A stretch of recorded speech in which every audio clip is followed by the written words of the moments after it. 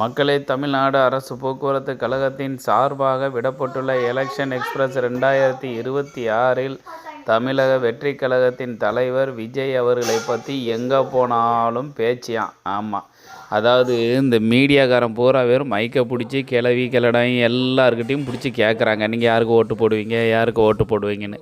அவங்க எல்லாம் சொல்லுத ஒரே பதில், விஜய்க்கு ஒரு தடவை வாய்ப்பை கொடுத்து பார்ப்போம், அந்த பிள்ளையும் வரட்டும், இந்த ஆட்சிக்கே ஓட்டு போட்டுட்ருக்கோம், புதுசாக ஒரு ஆள் வரட்டும், புதுசாக ஒரு ஆள் வரட்டும்.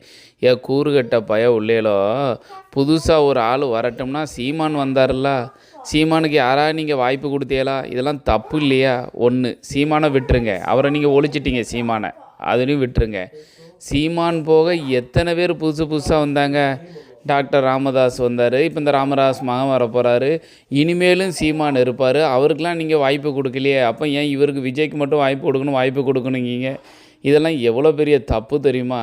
அப்போ என்னென்னா, ஒரு சினிமாக்காரனை பார்த்து அதில் அவரோட முகம் பதிஞ்சிட்டு அதுக்கு நம்ம அடிமையாயிட்டோம், சினிமாவுக்கும் சினிமாக்காரருக்கும் அடிமையாயிட்டோம். மாபெரும் தப்பு. இதை உதறி தள்ளிட்டு நல்ல கேண்டிடேட்